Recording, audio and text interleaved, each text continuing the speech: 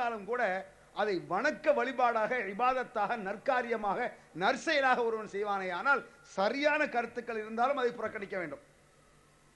இன்னும் சொல்ல போனால் மௌலிதுகளும் இந்த யாக்குத்துபாக்களும் குர்ஆனை விட உயர்வாக கருதப்படுவதை நீங்க பார்க்கலாம். குர்ஆனை விட இன்னைக்கு வீடுகள் என்ன செய்வது, அதிகமாக உயர்வாக கருதப்படுவது முஸ்லிம்கள் மத்தியில், நம்முடைய சமுதாயத்து மத்தியில் அதிகமாக உயர்வாக கருதப்படுறது என்னது, மௌலிது தான். அதில் எந்த சந்தேகம் கிடையாது. சங்கரமந்தல நான் ஓதிட்டு இருக்கும் பொழுது, அப்போ சுலைமான்லாம் அங்கே தான் ஓதிட்டு இருந்தான். சுலைமான் நாம் பீசைனில் அவர்கிட்ட ஓதிட்டு இருந்தோம். அப்போ அங்கேருந்து ஒரு ஆள் வந்தார். PS அலாவுதீன் அங்கே பிரின்சிபாலாக இருக்கார், பிஜேவுடைய அண்ணன். அப்போ வரும்பொழுது அவங்க வந்து சொன்னார், அஜர்த்து நம்ம வீட்டில் ஒரு மௌலிது ஓதணும். என்ன, புது வீடு புகுவிழா, கிரக பிரவேசம் நடத்த போகிறார். ஏங்க மௌலிதை போட்டு ஓதிட்டு இருக்கீங்க, குரானை இந்த பிள்ளைகளை கூட்டு குரான் ஓதுங்களேன் அப்படின்னு அந்த ஆளுக்கு மூஞ்சியெல்லாம் செவந்து வச்சு. என்ன சார் குரான் ஓதவா, என் கூட என்ன இளவு ஊடா. இது எல்லா முஸ்லீம் சமுதாயத்தில் நிறைய இருக்கு. இளவு விழாக இருந்தால் அங்கே குரானும், மங்களகரமான காரியமாக இருந்தால் மௌலிது, மகிழ்ச்சிக்கு மௌலிது, இகழ்ச்சிக்கு குரான், அப்படி கொண்டு வந்து விட்டான். இதுக்காக தூக்கி வீச வேண்டாமா? இல்லை, குரான் என்பது இகழ்ச்சிக்காகவா, இளவுக்காகவா?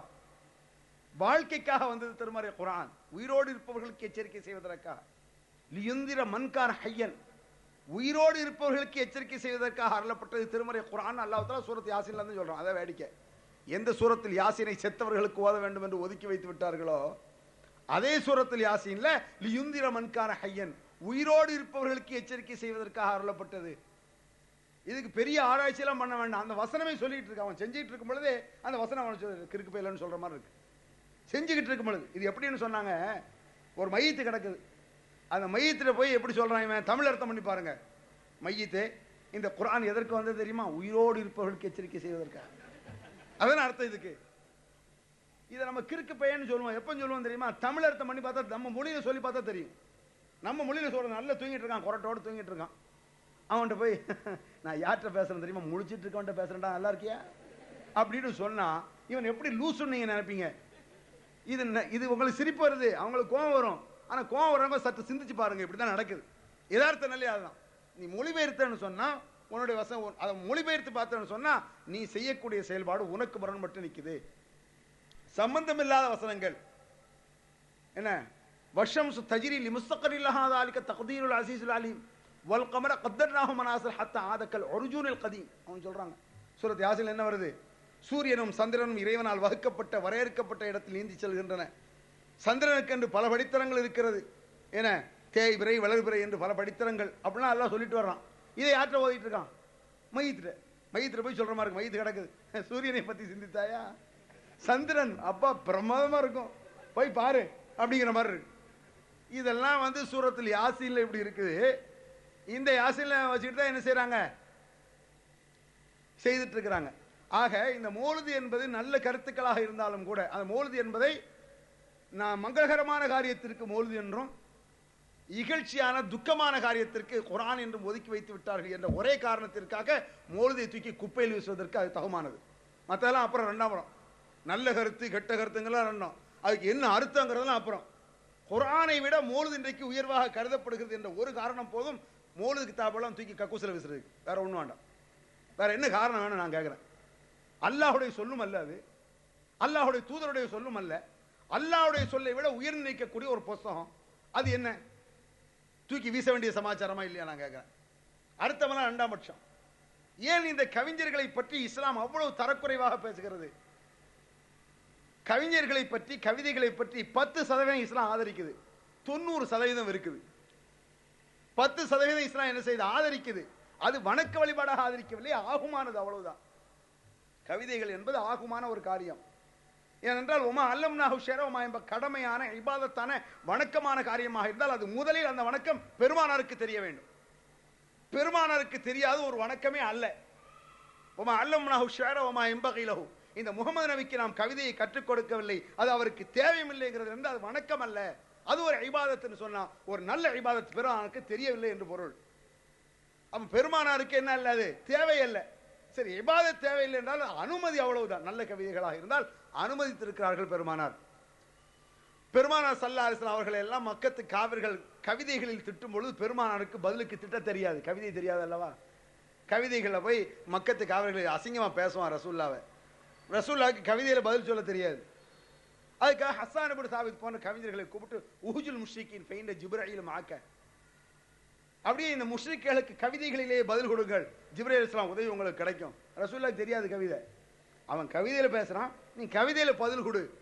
கவிதையில் கவிதைக்கு கவிதை பதில் கொடுக்குறதுங்கிறது அன்றைய காலத்தை விட்டு வருது, இன்றைக்கு உள்ளதல்ல. அது இன்றைய சினிமா பாட்டிலையும் அது இருக்குது.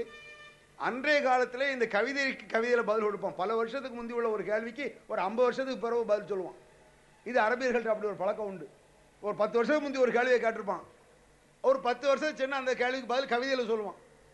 இது கவிஞர்களோட ஒரு பைத்தியம். அதனால தான் கவிதை பைத்தியமாக இருந்ததுனால தான் குர்ஆன், திருமறை குர்ஆன இதுவும் கவிதை அப்படின்ட்டு அவஷம்சி வல்லுஹாஹா வல் கமர் இதா தலாஹா வல்லுஹா வல்லைல் இதா சஜான் அந்த கடைசியில் ஜா லா ஹா ஹூன்னு முடிகிறதுனால கவிதைன்ட்டான் எதை, குர்ஆனையே. ஏன்னா கவிதை பைத்தியமாகவே அலைஞ்சானுங்க அவங்க. இந்த மாதிரி கவிதைக்கு கவிதையில் பேசுறது, கவிதைக்கு கவிதை பதில் கொடுக்கறதுங்கிறது அவங்கள்ட்ட உண்டு. அந்த டைப்பில் அவங்கள்ட்ட இருந்திருக்குது. அது இன்றைய சினிமா பாடல் உட்பட இருக்கும். இன்றைய சினிமா பாடலை எடுத்துட்டீங்கன்னு சொன்னால் கூட இந்த கவிஞர்கள் கூட சண்டையாக தான் இருக்கும் எப்போ பார்த்தாலும். 4 காலம் இல்லை, ஒரு அது இல்லை. தைரியமாக சொல் நீ மனிதன் தானா அப்படின்னு படிக்கான் ஒரு கவிஞன், குடிகாரன், 1ஆம் நம்பர் குடிகாரன். அந்த குடிகார கவிஞனை குடிக்காத ஒரு கவிஞன் பாடுறான், தைரியமாக சொல் நீ மனிதன் தானா, மனிதன் தானா இல்லை நீதான் ஒரு மிருகம் அப்படின்னு படிக்கான். நீதான் ஒரு மிருகம் அப்படின்னு இந்த கவிஞன், அந்த கவிஞன் குடிகாரங்கிறத மிருகன்னு சொல்லி படிக்கான். இவன் ஒரு பொடி கவிஞன், நேற்று வந்தவன், நம்மளை போய் இவன் மிருகன்னு சொல்லிட்டானே அப்படின்ட்டு அவன் என்ன செஞ்சான், திருப்பி ஒரு கவிதை, 4 காலும் இல்லை ஒரு வாலும் இல்லை சில மிருகம் இருக்குதா ஊருக்குள்ள இந்த நாட்டுக்குள்ளன்னு படிச்சான். உடனே அவன் யாரடா மனிதன் அங்கே எவன்டா அது என்கிட்ட பேசுறது அப்படின்னு இன்னொருவன். இப்படியே இவன் கூத்து நடக்கும். இன்னைக்கு சினிமா பாட்டில் கவனிச்சு பார்த்தீங்கன்னா இவனோட உள்ள சண்டை தான் இவன் ரசிச்சுட்டு இருப்பான். அவன் எவனுக்கும் ஒரு பாட்டு எழுதுவான், இவன் தலைவர் யாருடாங்கிறாருமா, அவன் எவனுக்கும் நடக்கிற கதையாக இருக்கும். இந்த மாதிரி கூத்துக்கள் பாடல்கள் இது வந்து இந்த மாதிரி கவிஞர்கள் அன்றைய காலத்திலிருந்து இன்றைய காலம் வரை இப்படி இருக்கத்தான் செய்யும். ஏன் இந்த கவிதையை 90% இஸ்லாம் ஆதரிக்கல தெரியுமா? 90% முரண்பாடுகள் அதிகமாக காணப்படுவது கவிதைகளில். முரண்பாடுகள் அதிகமாக காணப்படுவது கவிதைகள்ல தான் இருக்கும். கீழ்த்தரமான கருத்து இருக்கும், உயர்ரகமான கருத்து இருக்கும். அற்புதமா கருத்தை சொல்லி போடுவான், படு மோசமான கருத்தை என்ன செய்வான் சொல்லி போடுவான். பூஜையில் இந்த பூமியில் எனக்கு எதிரி உன் புடவையை போலேது அப்படின்ட்டான். அம்பளமா நிர்வாணமா வாங்குறான். புரியுதா உங்களுக்கு? இந்த மாதிரி கீழ்த்தரமான கவிதையெல்லாம் சொல்லி போடுவான். என்ன இந்த வார்த்தை இது சொல்றானா இல்லையா? அட ஆத்தா ஆத்தோரமா வாரியான்னு கூப்பிடுவான். கூப்பிடுறானா இல்லையா? இல்லை யாராவது தன் தாயை போய் கூப்பிடுவானடா, ஆத்தாவை ஆத்தோரத்துக்கு கூப்பிடுவான். இந்த மாதிரி கிறுக்குத்தனத்தை எல்லாம் போட்டு கவிதை இன்னைக்கு எழுதிட்டான். இது நல்ல கவிதைகள் இருக்கு. அப்பனும் ஆத்தாளும் நீ எல்லாம் பிறக்க முடியுமான்லாம் சொல்லி ஒரு பாட்டில் எழுதிட்டான். நம்ம அப்பா ஆத்தான்னு சொன்னா கோபுரம், என்ன எப்படி ஆத்தான்னு சொல்லலாங்கிறான். அவன் கவிதை எழுட்டா பிரமாதமான பாட்டு இப்படின்னு சேர்ந்து படிப்பான். இந்த மாதிரி கவிதையை கொண்டு பைத்தியத்தில் விட்டுருவோம். இது அழகான கருத்தில் சொல்லிட்டு போ, நல்ல கருத்தில் சொல்லிட்டு போகலாம். இல்லை தாய் தப்பன் சேர்ந்தா தான் குழந்தை பிறக்க முடியுங்கிறது வாஸ்தவம் தான். இது அசிங்கமாக தான் படிக்கணுமா? இது அழகா படிக்கலாம்ல. தந்தை தன்னையே தாய் தொடாவிடில் நீயும் இல்லையே நானும் இல்லையே, நீயும் இல்லையே நானும் இல்லையே, நிலவை பார்த்து வானம் சொன்னது என்னை தொடாதே. தந்தை தன்னையே தாய் தொடாவிடில் நீயும் இல்லையே நான் இப்படி சொல்லு, ஒன்றும் தப்பு இல்லை, வாசம் தான் அது.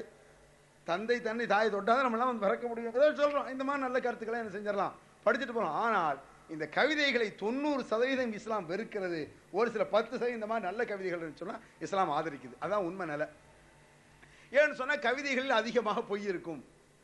கவிதைகளில் கவிஞர்களுடைய வேலையே என்ன? பொய் சொல்கிற வேலை தான். 1ஆம் நம்பர் ஷிர்க் இருக்கும். ஒருத்தனை புகழ்றான்னு சொன்னால் அவனை கடவுளை ஆக்கிட்டு போயிடுவான். ஒருத்தனை புகழும் பொழுது அவனை போய் கடவுள்னு சொல்லி போடுவான். இது கவிஞர்களுடைய நிலை. இப்போ உதாரணத்துக்கு வந்து அந்த பழைய பாட்டில் நீங்கள் எடுத்துட்டீங்கன்னு சொன்னால், பொய்யிலே பிறந்து பொய்யிலே வளர்ந்த புலவர் பெருமானே அப்படி படிப்பான். பொய்யிலே பிறந்து பொய்யிலே வளர்ந்த புலவர் பெருமானே, அதை அவன் ஒத்துக்கிட்டான். நாங்கள் வந்து 90% பொய் தான் சொல்லுவோம் அப்படிங்கிறத கவிஞர்கள் ஒத்துக்கிட்டாங்க. இஸ்லாம் அதுக்கு ஒத்து வருமா? பொய் சொன்னால் சரியா வருமா? இஸ்லாம் ஒரு பொய் கூட சொல்லாது. இவன் 99